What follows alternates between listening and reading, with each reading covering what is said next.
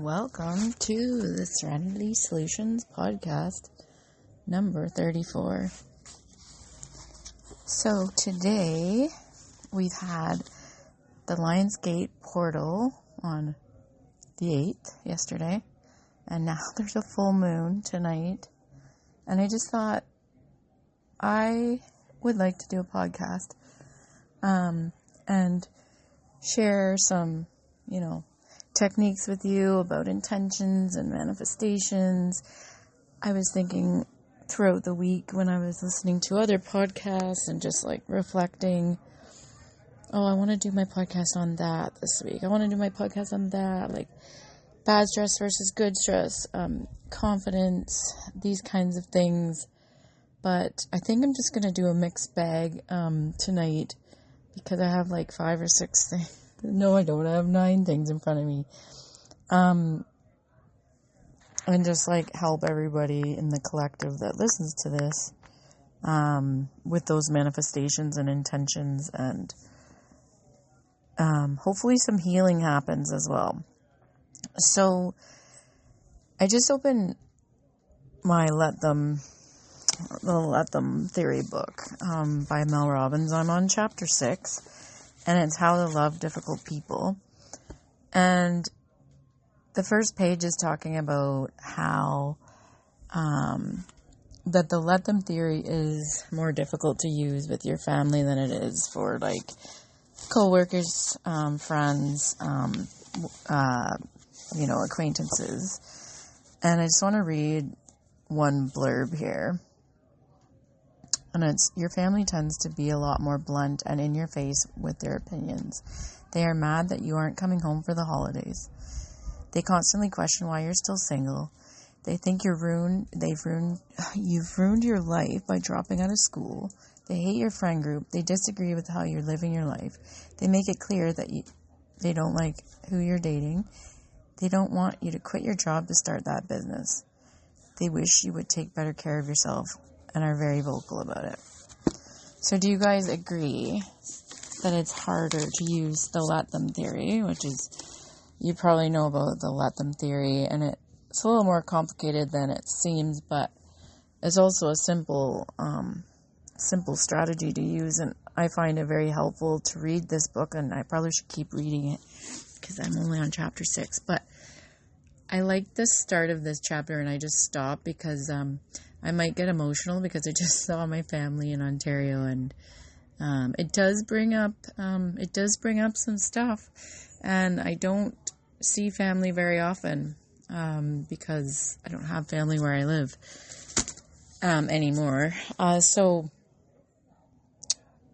it definitely is a different emotion that is erupted when you're dealing with family members versus friends and coworkers and acquaintances, and you can't really get away from your family because they're your family, and you can get away from them, but you can't get away from family forever, and you need to work through whatever it is. Usually, I guess not everybody does, but family is definitely important to me, even though I don't see them that often. And so that definitely stirs up emotions. And then the pull being in a place that I absolutely love versus being with all the family members. But to be quite honest, I have a job that requires me to put all my effort into that. And I just don't have time after work to be visiting and stuff like that. When I'm working full time, at this time of year in the summer, I have more time, but I do get busy doing other things like side businesses and podcasts and,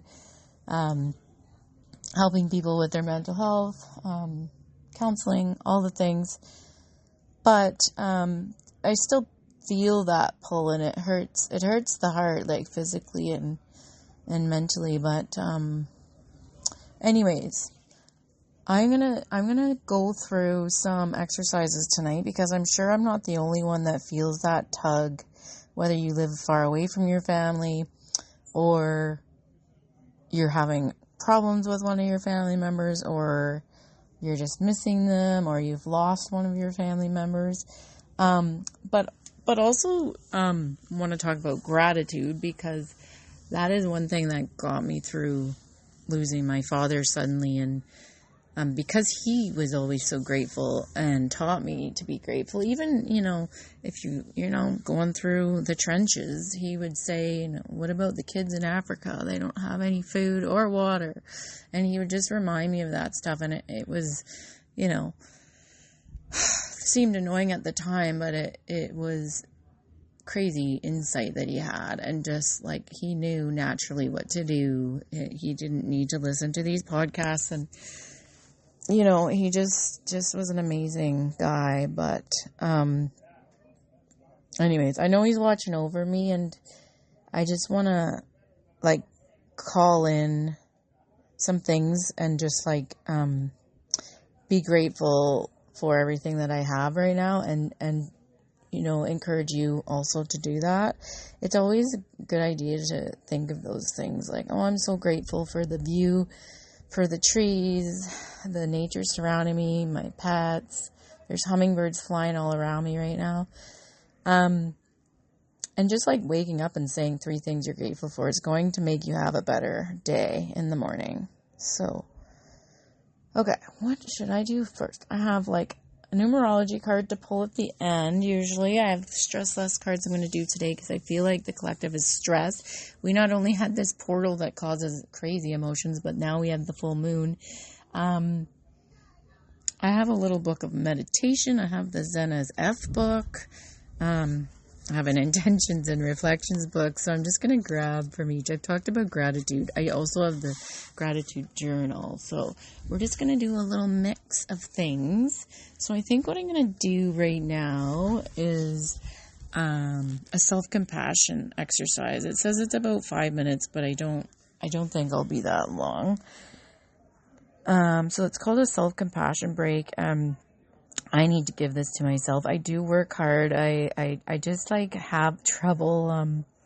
Once I start something, I really need to put my full effort into it and get right into it. And today I've been getting tons of stuff done, for my business, my new business. So, it feels good. I love being productive. I'd rather be working towards, bettering myself than, being out partying or in crowds of people. I prefer. We've had a good day. We went to the beach. We've enjoyed the sun, and the sun's kind of half coming in on my porch here. There's a party happening in the background, but I'm happy to be home. So, for self-compassion break, are you thinking about a difficult episode in your life that upsets or agitates you? Try not to suppress it, but to accept it. It is what it is. Perhaps an argument with someone close to you, a loss, pain, whatever it may be. Use the calming power of touch by giving yourself a hug. You can either place one hand on your heart and the other on your solar plexus, or you can place both hands on your cheeks and hold your face. Focus wholly on yourself as best you can. Just going to give you a second there.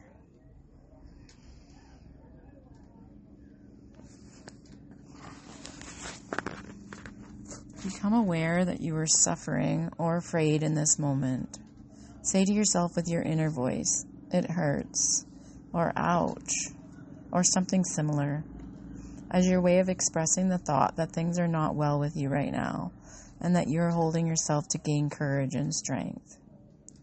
Next, remember that everyone suffers sometimes, is afraid, feels inadequate, or is in pain.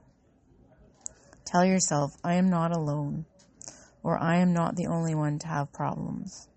They are part of human life. Finally, whisper affectionate, uplifting phrases or words to yourself. May I feel safe and secure.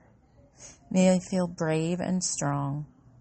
May I feel peaceful and unburdened, or just inner peace, safety, relaxation, contentment. You are sure to feel more peaceful within just a few minutes. So that's out of the Little Book of Meditation by Dr. Patricia Collard. And love that little self-compassion break. I knew it wouldn't take very long. Hopefully you can maybe rewind that and slow it down, and maybe I can do that too. I know the other night when I was struggling a bit, I told myself, this is what I learned from a naturopath that I follow, that I'm absolutely in love with. She's amazing. But just like putting your hand on your heart and just saying, I'm safe, will help you if you are having, worries or anxiety or panic attacks. And with these self-compassion breaks that I've learned from, I have another self-compassion book, but holding your face, like, with two hands, that touch is calming, and then, like, or on your heart, or giving yourself a big hug. I can't do that right now because I'm holding this, for the podcast, but, I did put my hand on my heart, and on my face. I'm going to do the Zen as F book now. This is like, these are very in the moment. I'm just reading them randomly. So sometimes I screw up. Take it easy on me. So there's a picture of frogs and hibiscus and butterflies. It's beautiful, actually. And what I do today is pretty random, so it could have some connection with manifestation, manifesting what we want. It might have something to do with what's happening with me. I'm not sure, but I'm kind of picking random things, just so you know. Okay, so supercalifragilistic expialidocious. How often do you run into some truly atrocious people? A lot? While burning bridges is generally inadvisable, you don't have to keep crossing them. Think of the prickly people on your social media feed who bring you the most frustration. F them. Surround yourself with people who challenge you in healthy ways, bring you happiness, and who encourage you, not the ones who bring you negativity. Sing a little song as you joyfully unfriend or unfollow each of these superfagilistic paliadocious.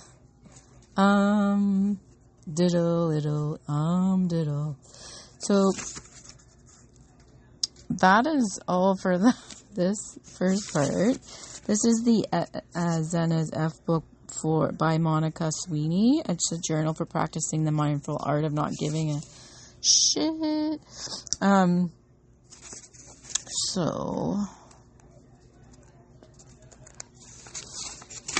It's a little bit, there's a little bit of swearing in here. Definitely, well, I'm not surprised with the title, but okay.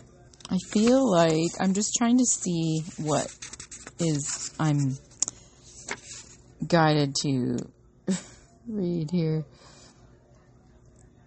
Oh, this is a good one. Okay, this is a picture of a moon, and it says, "Hello, Clarice. What are the things that keep you up at night? Your job, your family, your love life, your finances, a fictional serial killer from the 90s, the shit that jolts you awake or keeps you from having a second of goddamn peace may feel like a nightmare, but it doesn't mean you can't turn it around for the better." For each category, list one small action that you can do to make your hellish stressors a little bit easier. So if you want to journal this, job is the first category. What's one small action that you can do to make your hellish stressors a little bit easier? For your family, what's a small action you can do to make things easier? For your love life or love, like whether that's romantic or any type of love. And then lastly, money.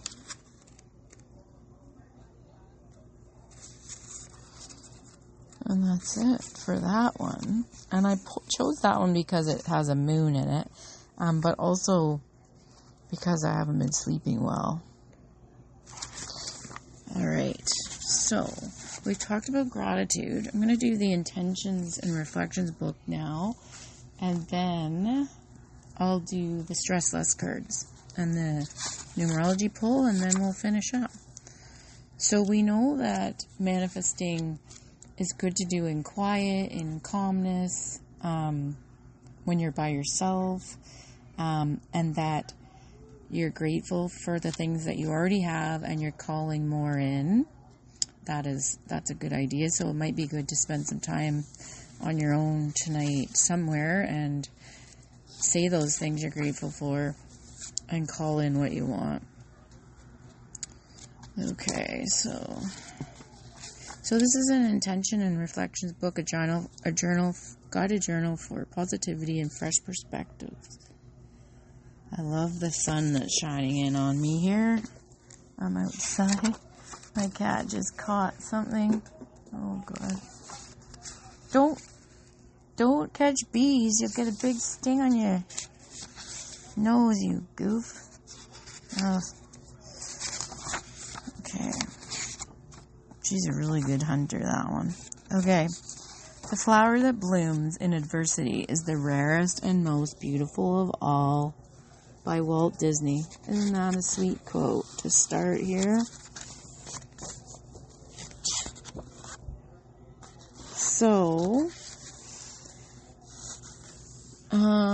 in our intention, so our thoughts lead to action. Our actions create our experiences. Our experiences define our character. Think back to any goals you set for yourself during the course of the year. Take a moment to reflect on how you did with each of them. So let's just say this is the goal. Let's just focus on one goal, because this is more of a New Year's kind of thing. But you can do this, like Eddie Milet likes to do it every day. So that's like, he's intense and wants to get things done and has accomplished a lot. But let's set intention just for our lives right now. So what is it that you want? We've already said what we're grateful for, so call in what you want now. Set that intention in quiet on your own when it's calm, maybe before bed.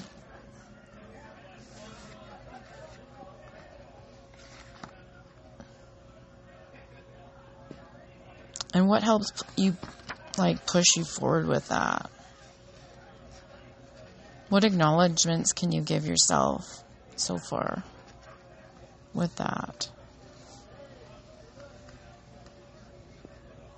And what thoughts have dominated your mind the most about it? Again, I'm going to remind you to think of your intentions for this full moon. It's called the Sturgeon moon. So that's a big, huge fish. And I actually saw one on the golf course in Aurelia at Hawk Ridge. It was huge and scary. But yeah, it's a sturgeon. It's the last full moon of the summer, which is kind of depressing. Alright, so call in what you want. And I'm going to do some stress less cards, which are very random. I'm going to shuffle those and choose them randomly.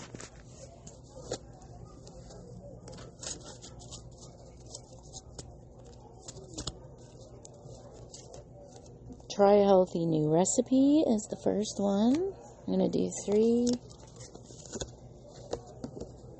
Take a note of all the small things that you've accomplished this week. That kind of ties in with our intention exercise. Oh, this one's bubbly. I spilled something on it. I think that's Himalayan rock salts, though, from my salt lamp. Oh, it's kind of cool, actually. It's like crystallized. Have a loud sing-along to your favorite song. So I've shared that one before clearly because it got salt on it. And that is like one of my favorite things to do is sing along to songs. So that is a great stress reliever. Okay. Next is the card pull. Let's see what is happening. What is it that we need to know? What do we need right now? What does the collective need? What's going on? I'm just shuffling the cards. I'm going to choose random. What's my intuition telling me? Okay, I'm pulling near the front today. Closer to the front. Personal, oh my lordy, George. Personal growth, number 7. This is totally random and it's my favorite number, and I feel like it's a message from my father. I'm going to read it to you though. It's just so weird that I got this one. So I'm not surprised today. I've been working all day, but okay. This card indicates a time of significant growth and improvement when you're being encouraged to be the best you can be. This is a time to ask yourself, who am I? What do I want from my life? And what is preventing me from achieving it? When you ask yourself these questions, observe whatever comes up. Then acknowledge your mental and physical limitations. Just a second. Set realistic goals for overcoming them and take the necessary steps to follow through. With desire and determination, you can reach your full potential. By drawing this card, you are being encouraged to investigate anything that helps raise your conscious awareness and enhances your self-esteem. It may be a book, CD, online seminar, workshop, health program, yoga practice, or meditation. Or maybe working with an energy worker, therapist, or life coach. Whatever suits your needs. A step in this direction, regardless of what it is, will set you up for life. In order to improve your current situation, you are being asked to adjust to and harmonize with the natural rhythm and cycles of your life. Cycles that are leading you toward a time of significant growth and improvement. As you improve yourself, you improve your quality of life. As you raise your awareness, you align yourself with Source. This is all you need to make your dreams come true. And the affirmation is, as I improve myself, I improve the circumstances of my life. All right. That's a little crazy, I tell you, that I pulled that. And I know that was my dad's hockey number. And now I'm choking up a little bit. I'm not crying, but I'm choking up a little bit, which is weird. That was my dad's hockey number. And he always talked about number 7 all the time. And he's definitely been guiding me along recently. He always does, but extra. Oh, there's a dragonfly just right. Oh my God. Coming by right now. I've been getting so many signs with this Lionsgate portal. It's not even funny.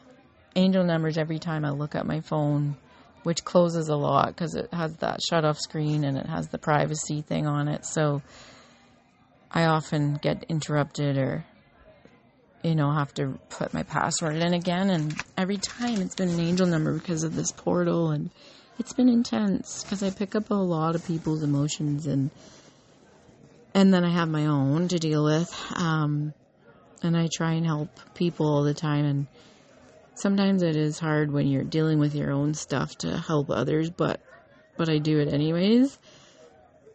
And I think he's probably, encouraging me as always. And hopefully this helps somebody else too, because anyone that listens to this is probably for you as well in whatever part of your life that you're working on. But I've been working really hard on my new business, and it's just so cool that I pulled that card randomly. Like, I use my intuition, I shuffle, I ask what we need, and I pull closer to the front, and I always shuffle them. But that just confirms everything that I've been dealing with lately. So I hope that is helpful for you as well. And you may want to, we used to say rewind, but replay this and sit in quiet when you're manifesting. Make sure you say those things you're grateful for. And that's it for me today. So have a wonderful weekend. Stay calm, cool, serene. And I will see you next time.